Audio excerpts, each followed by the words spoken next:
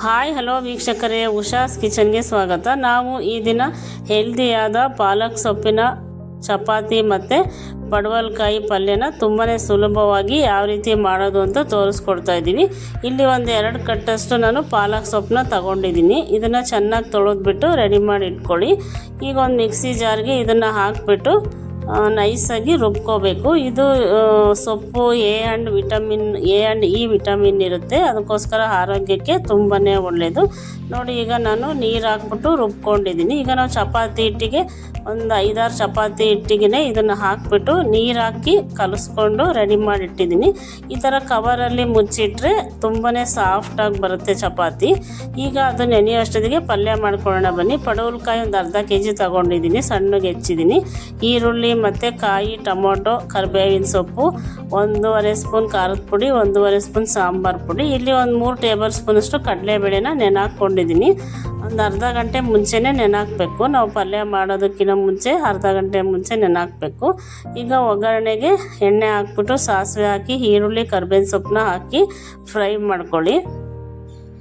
ಮತ್ತು ನಾವೇನು ನೆನೆಸಿಟ್ಕೊಂಡಿದ್ವಲ್ಲ ಕಡಲೆಬೇಳೆನ, ಅದನ್ನು ಹಾಕ್ಬಿಟ್ಟು ಫ್ರೈ ಮಾಡ್ಕೊಳ್ಳಿ. ಇದು ಸ್ವಲ್ಪ ಎಣ್ಣೆಯಲ್ಲಿ ಫ್ರೈ ಆಗಬೇಕು. ಈ ಥರ ಪಡವಲಕಾಯಿಗೆ ಕಡಲೆಬೇಳೆನ ಹಾಕಿ ಮಾಡಿದ್ರೆ ಪಲ್ಯ ತುಂಬಾ ಟೇಸ್ಟಿಯಾಗಿರುತ್ತೆ. ಚಪಾತಿ, ರೊಟ್ಟಿ ಎಲ್ಲದಕ್ಕೂ ಕಾಂಬಿನೇಷನ್ ತುಂಬಾ ಚೆನ್ನಾಗಿರುತ್ತೆ. ನೋಡಿ, ಇಲ್ಲಿ ನಾನು ಒಂದು ಅರ್ಧ kg ಅಷ್ಟು ಪಡವಲಕಾಯಿನ ಸಣ್ಣದಾಗಿ ಕಟ್ ಮಾಡಿಬಿಟ್ಟು ಹಾಕ್ತಾಯಿದ್ದೀನಿ. ಇದನ್ನು ಹಾಕ್ಬಿಟ್ಟು ಸ್ವಲ್ಪ ಫ್ರೈ ಮಾಡ್ಕೊಳ್ಳಿ ಚೆನ್ನಾಗಿ. ಇದು ಆರೋಗ್ಯಕ್ಕೂ ಸಹ ತುಂಬಾ ಒಳ್ಳೆಯದು. ಇವಾಗ ಸ್ವಲ್ಪ ಫ್ರೈ ಆಗಿದೆ. ರುಚಿಗೆ ತಕ್ಕಷ್ಟು ಉಪ್ಪು ಹಾಕ್ಕೊಳ್ಳಿ. ಮತ್ತು 1.5 ಟೀ ಸ್ಪೂನು ಖಾರದ ಪುಡಿ, 1.5 ಟೇಬಲ್ ಸ್ಪೂನು ಸಾಂಬಾರು ಪುಡಿನ ಹಾಕ್ಕೊಳ್ಳಿ. ಹಾಕ್ಬಿಟ್ಟು ಈ ಥರ ಚೆನ್ನಾಗಿ ಮಿಕ್ಸ್ ಮಾಡ್ಕೊಳ್ಳಿ. ಯಾರೆಲ್ಲ ಹೊಸಬ್ರಾಗಿದ್ದರೆ ನಮ್ಮ ಚಾನೆಲ್ನ ಸಬ್ಸ್ಕ್ರೈಬ್ ಮಾಡ್ಕೊಳ್ಳಿ. ಪ್ಲೀಸ್ ಲೈಕ್ ಮಾಡಿ, ನಿಮ್ಮ ಫ್ರೆಂಡ್ಸ್ಗಳಿಗೆಲ್ಲ ಶೇರ್ ಮಾಡಿ. ಹೇಗಿತ್ತು ಅಂತ ಕಮೆಂಟ್ ಬಾಕ್ಸಲ್ಲಿ ತಿಳಿಸಿ. ಇವಾಗ ಒಂದು ಟೊಮೊಟೊ ಹಣ್ಣು ಸಣ್ಣದಾಗಿ ಕಟ್ ಮಾಡಿಬಿಟ್ಟು ಹಾಕಿದ್ದೀನಿ. ಮತ್ತು ಸ್ವಲ್ಪ ಕಾಯಿ ತುರಿನೂ ಸಹ ಹಾಕಿದ್ದೀನಿ. ತುಂಬಾ ಚೆನ್ನಾಗಿರುತ್ತೆ ಈ ಪಲ್ಯ. ನಾವು ಕಡಲೆಬೇಳೆನ ನೆನೆಸ್ಬಿಟ್ಟು ಹಾಕಿ ಮಾಡೋದ್ರಿಂದ ಚಪಾತಿ ಜೊತೆ, ರೊಟ್ಟಿ ಜೊತೆ ತುಂಬಾ ಚೆನ್ನಾಗಿರುತ್ತೆ. ಈಗ ನಾವು ಕುಕ್ಕರ್ಗೆ ಹಾಕ್ಬಿಟ್ಟು 1 ವಿಷಲ್ ಮಾಡ್ಕೋಬೇಕು. 1 ವಿಷಲ್ ಆದರೆ ಕರೆಕ್ಟಾಗಿ ಬೆಂದೋಗುತ್ತೆ. ನೋಡಿ, ಇವಾಗ ಪಲ್ಯ ರೆಡಿಯಾಗಿದೆ. ನೋಡಿದ್ರೆ ಪಲ್ಯ ತುಂಬಾ ಟೇಸ್ಟಿಯಾಗಿರುತ್ತೆ. ಚಪಾತಿಗೂ ಚೆನ್ನಾಗಿರುತ್ತೆ, ರೊಟ್ಟಿಗೂ ಚೆನ್ನಾಗಿರುತ್ತೆ. ಈಗ ಚಪಾತಿನ ನಾವು ಮಾಡ್ಕೊಳ್ಳೋಣ ಬನ್ನಿ. ಈಗ ಚಪಾತಿನ ಒಂದು ಸ್ವಲ್ಪ ಉಜ್ಜಿಬಿಟ್ಟು ಈ ಥರ ಮೇಲೆ ಸ್ವಲ್ಪ ಎಣ್ಣೆ ಹಚ್ಬಿಟ್ಟು ಗೋಧಿ ಹಿಟ್ಟನ್ನ ಮೇಲೆ ಸ್ಪ್ರೆಡ್ ಮಾಡ್ಕೊಳ್ಳಿ. ಮಡಚ್ಬಿಟ್ಟು ಮೇಲೆ ಮತ್ತೆ ಸ್ವಲ್ಪ ಎಣ್ಣೆ ಹಚ್ಚಿ ಈ ಥರ ಚಪಾತಿ ಉಜ್ಜಿದ್ರೆ ಚಪಾತಿ ಸಹ ತುಂಬಾ ಚೆನ್ನಾಗಿ ಬರುತ್ತೆ. ನೋಡಿದ್ರೆ ಪಾಲಕ್ ಚಪಾತಿ ರೆಡಿಯಾಗಿದೆ. ಈಗ ಇದು ಈ ಥರ ಮಾಡ್ಕೊಳ್ಳಿ, ಆರೋಗ್ಯಕ್ಕೆ ತುಂಬಾ ಒಳ್ಳೆಯದು. ಮಕ್ಕಳು ಸಹ ಇಷ್ಟಪಟ್ಟು ತಿಂತಾರೆ. ಏನೋ ಡಿಫ್ರೆಂಟ್ ಆಗಿದೆ ಅಂದ್ಬಿಟ್ಟು ಮಕ್ಕಳು ಸಹ ಇಷ್ಟಪಟ್ಟು ತಿಂತಾರೆ. ನೀವು ಚಪಾತಿ ಹಾಕಿದ ತಕ್ಷಣ ಯಾವುದೇ ಕಾರಣಕ್ಕೂ ಎಣ್ಣೆ ಹಾಕಬೇಡಿ. ನೋಡಿ, ಎಷ್ಟು ಚೆನ್ನಾಗಿ ಉಬ್ಬಿ ಬರ್ತಾಯಿದೆ, ಅಷ್ಟೇ ಸಾಫ್ಟಾಗಿರುತ್ತೆ ಚಪಾತಿ.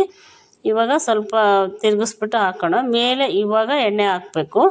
ಈ ಥರ ಹಾಕೋದ್ರಿಂದ ಚಪಾತಿ, ನಾವು ಈ ಥರ ಬೇಯಿಸೋದ್ರಿಂದ ಚಪಾತಿ ತುಂಬಾ ಸಾಫ್ಟಾಗಿ ಬರುತ್ತೆ. ನೋಡಿ, ಇವಾಗ ಎಣ್ಣೆ ಹಾಕ್ಬಿಟ್ಟು ಸ್ಪ್ರೆಡ್ ಮಾಡಿ. ಪಾಲಕ್ ಚಪಾತಿ ಅಂತೂ ತುಂಬಾ ಚೆನ್ನಾಗಿರುತ್ತೆ. ಪಾಲಕ್ಕು ಕೂಡ ತಂಪಲ್ವ. ಚಪಾತಿ ಹೀಟ್ ಆಗಿರೋದ್ರಿಂದ ಪಾಲಕ್ ಸೊಪ್ಪು ಹಾಕಿ ಮಾಡೋದ್ರಿಂದ ತಂಪಾಗಿರುತ್ತೆ. ಅದಕ್ಕೆ ಆರೋಗ್ಯಕ್ಕೆ ಅದಕ್ಕೋಸ್ಕರ ಒಳ್ಳೆಯದು. ಈ ಥರ ಮಾಡ್ಕೊಳ್ತೀನಿ. ನೋಡಿದ್ರೆ ಒಳ್ಳೆ ಹೋಳಿಗೆ ಥರ ಕಾಣ್ತಾ ಇದೆ, ಗ್ರೀನ್ ಹೋಳಿಗೆ, ಚಪಾತಿ ಹೋಳಿಗೆ ಥರ ಕಾಣ್ತಾ ಇದೆ. ನೋಡಿದ್ರೆ ಎಷ್ಟು ಸಾಫ್ಟಾಗಿ ಬಂದಿದೆ ಚಪಾತಿ, ತುಂಬಾ ಸಾಫ್ಟಾಗಿದೆ. ಪಲ್ಯ ಜೊತೆ ತುಂಬಾ ಚೆನ್ನಾಗಿರುತ್ತೆ. ಒಂದು ಸಲ ಟ್ರೈ ಮಾಡಿ ನೋಡಿ, ಹೇಗಿತ್ತು ಅಂತ ಕಮೆಂಟ್ ಬಾಕ್ಸಲ್ಲಿ ತಿಳಿಸಿ. ನೋಡಿದ್ರೆ ಎಷ್ಟು ಚೆನ್ನಾಗಿ ಕಾಣ್ತಾ ಇದೆ, ಗ್ರೀನ್ ಕಲರ್ ಪಾಲಕ್ ಚಪಾತಿ. ನೋಡಿದ ತಕ್ಷಣ ಒಂದು ಲೈಕ್ ಕೊಡಿ. Thank you for watching this video.